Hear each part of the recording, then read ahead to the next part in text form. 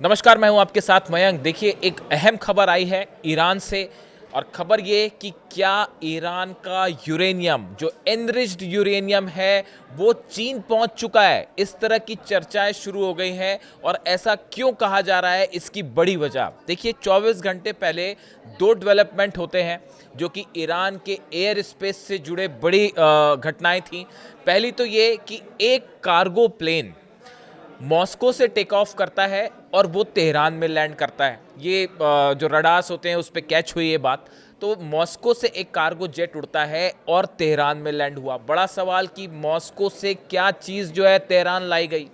इसके साथ एक दूसरी बड़ी घटना हुई जो ज़्यादा अहम है, वो ये है कि इसी बीच ईरान से एक कार्गो जेट ने टेक ऑफ किया जो चाइना की अननोन लोकेशन पर लैंड हुआ। यानी प्लेन तेहरान से उड़ा और वो चीन पहुंचा। ये दोनों चीज़ें बिल्कुल एक बहुत ही कम समय के अंतर में हुई। मॉस्को से प्लेन उड़ता है, तेहरान उतरता है, तेहरान से एक कार्गो जेट जो है 747 कार्गो बोइंग का बताया जा रहा है वो टेक ऑफ करता है और चीन पहुंचता है। अब देखिए खबरें जो हैं पहले उसको बताएं। One Iranian Boeing 747 cargo plane landed in Tehran from Moscow and another Boeing 747 took off from Tehran to an unknown destination in China। देखिए unknown destination यानी किसी खुफिया जगह पर चाइना पहुंचा। ये बात सबने नोटिस करी। देखिए एयर स्पेस इस समय ईरान का इस हालात में है कि वहाँ कोई भी परिंदा भी पर मारता है तो वो हर चीज़ जो है उस पर नज़र रखी जा रही है, खासकर डिफेंस एक्सपर्ट उस पर नज़र रख रहे हैं। तो अब ये जो तेहरान से जेट पहुँचा चीन, इसको लेकर ये कहा जा रहा है, ये आशंकाएं जताई जा रही हैं कि क्या ईरान ने एक मास्टर स्ट्रोक चल दिया है और अमेरिका से बातचीत के पहले, इसके पहले कि अमेरिका से यूरेनियम को लेकर कोई बातचीत हो और यूरेनियम जो है उसको डाइल्यूट करने को लेकर कोई समझौता बने, उसके पहले ही क्या ईरान ने एक बड़ा दांव खेलते हुए अपना 400 किलो एनरिच्ड यूरेनियम जो है वो चाइना पहुंचा दिया है। देखिए इस समय जो डील का सबसे अहम हिस्सा है, अपनी शर्तें रखी हैं अमेरिका ने। नेतन्याहू जो है वो डोनाल्ड ट्रंप से मिल रहे हैं और आज एक अहम मीटिंग हुई उसके पहले कि जो नेतन्याहू हैं उन्होंने स्टीव विटकॉफ से और कुशनर से, जो दामाद हैं डोनाल्ड ट्रंप के, इनसे मुलाकात की। अमेरिका के जो एडवाइज़र्स हैं उनसे जो है नेतन्याहू ने मुलाकात की और एक बड़ा प्लान तैयार हुआ है कि ईरान से कैसे डील की जाए। लेकिन इसके ठीक पहले यानी आप देखिए नेतन्याहू जो हैं वो पहुंचते हैं अमेरिका, उनकी वहां सबसे मुलाकातों का दौर चल रहा है। इसी बीच एक सीक्रेट प्लेन टेक ऑफ करता है तेहरान से और चीन पहुंच जाता है और खबरें इस तरह की सुगबुगाहट शुरू हो जाती है कि क्या इस डील के पहले ही ईरान ने अपना जो है यूरेनियम ठिकाने लगा दिया। देखिए डील का जो सबसे अहम हिस्सा है वो ये है कि ईरान के एनरिच्ड यूरेनियम का क्या किया जाए, क्योंकि इससे फ़ौरन एटम बम बन सकता है। 60% वो जो है एनरिच्ड है, 90% बम बनाने के लिए चाहिए और 60 से 90% करना बिल्कुल देर की बात नहीं है, वो आसानी से हो जाएगा।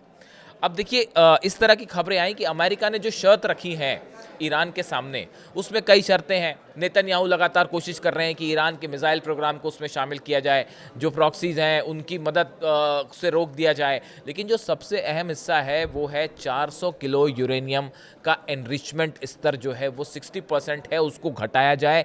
ये दबाव अमेरिका बना रहा है। देखिए अमेरिका का मुख्य मकसद तो अली खामेनी साहब को सत्ता से हटाना है। वो कभी संभव नहीं होगा। आपने तस्वीरें देखी या नहीं देखी, मैं अलग से वीडियो कर दूंगा। तेहरान में जो है ज़बरदस्त जश्न मनाया जा रहा है। इस्लामिक रेवोल्यूशन को 46 ईयर्स कंप्लीट हो चुके हैं, 47th एनिवर्सरी उसकी बनाई जा रही है और इस मौके पर पूरे तेहरान में आतिशबाजी हो रही है। तेहरान जो है वो जगमगाया हुआ है और अल्लाहू अकबर के नारे लग रहे हैं। हकीकत ये है। तो सत्ता परिवर्तन तो एक ऐसा ख्वाब है जो शायद कभी पूरा ही नहीं हो पाए। खैर उस पर हम अलग से बात करेंगे। अभी हम यूरेनियम पे आते हैं। अब देखिए अमेरिका ने ये शर्त रखी कि आपका जो यूरेनियम है इसको आप, इसका जो एनरिचमेंट स्तर है इसको आप डाइल्यूट कर दीजिए और ख़त्म कर दीजिए। बड़ी इंटरेस्टिंग बात यह है कि इस तरह की भी खबरें आई, ईरान की तरफ से कुछ बयान आए ऐसे जो सोशल मीडिया में चर्चा का मुद्दा है कि ईरान शायद तैयार हो गया है डाइल्यूट करने के लिए। ऐसे कुछ बयान आए। इसको लेकर ऑफिशियली ईरान ने कुछ नहीं कहा, लेकिन मीडिया में आपको इस तरह की खबरें मिल जाएंगी। अब ये कहा जा रहा है कि क्या ये ईरान का यूरेनियम जो है इस पर टॉक्स हो, ये अमेरिका के हाथ लगे या इसको आईएईए जो है इसका इंस्पेक्शन करे या किसी तरह का इस पर जो है शर्त या प्रतिबंध लगे, इसके पहले ही ईरान ने अपना यूरेनियम क्या चाइना ट्रांसफ़र कर दिया है। ऐसी खबरें रूस को लेकर भी आई थी जब अली लारीजानी साहब गए थे मॉस्को, उन्होंने पुतिन से मुलाकात की थी, तब भी इस तरह की खबरें चली थी कि क्या ईरान ने अपना यूरेनियम जो है वो रूस भेज दिया। लेकिन इस बात को लेकर रूस और ईरान के इस जो सहयोग चल रहा है, इस पर अमेरिका की भी पैनी नज़र है, यूरोप की भी पैनी नज़र है। तो इसलिए पहले इस तरह की खबरें आई, लेकिन उसका कोई पुख्ता जो है बाकी सबूत सामने नहीं आया।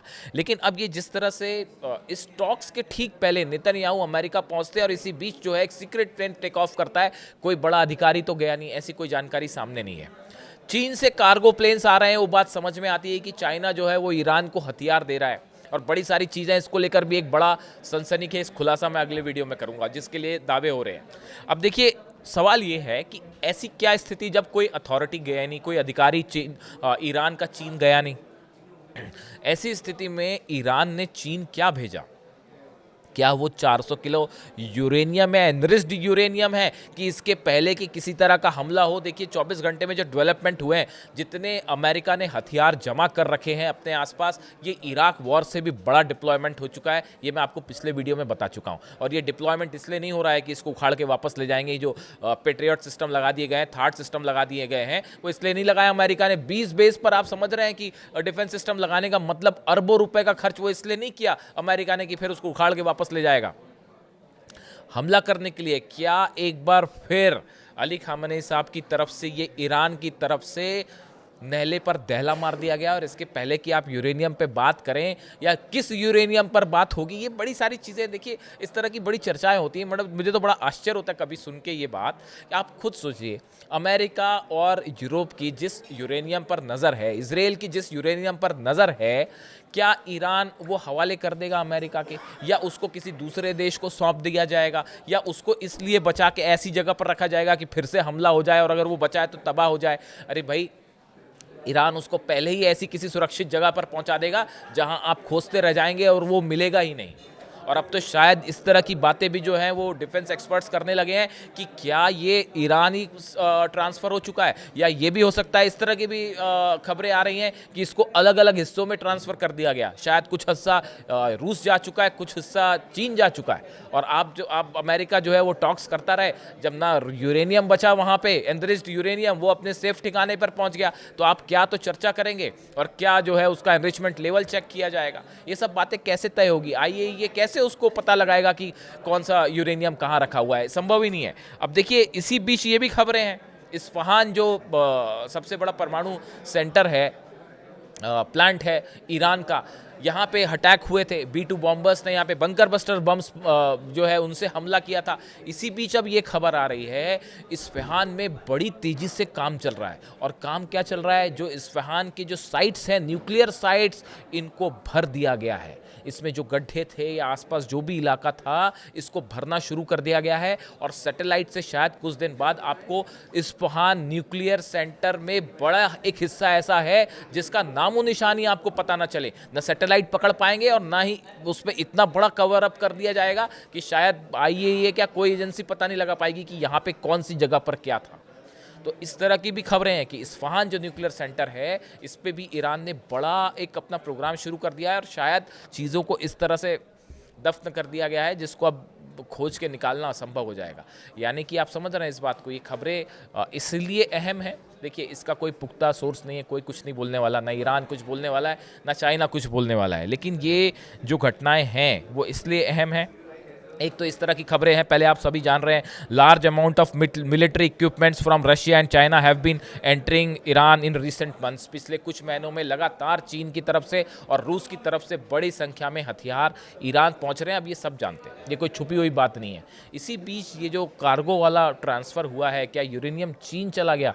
चीन एक ऐसी जगह है जहाँ पे शायद उन देशों में से एक है जहाँ पे अगर ईरान अपना यूरेनियम ट्रांसफ़र कर देता है तो वो सबसे सुरक्षित जगहों में से एक होगा। शायद चीन पर हमला करने का कोई सवाल ही नहीं है। और दूसरी चीज़ ये भी है कि चीन और अमेरिका के बीच में इस समय जिस तरह के संबंध देखने को मिल रहे हैं, उसके लिहाज से भी ईरान के लिए कोई अगर सबसे सुरक्षित जगह हो सकती है अपना यूरेनियम भेजने के लिए, तो शायद चाइना हो सकता है।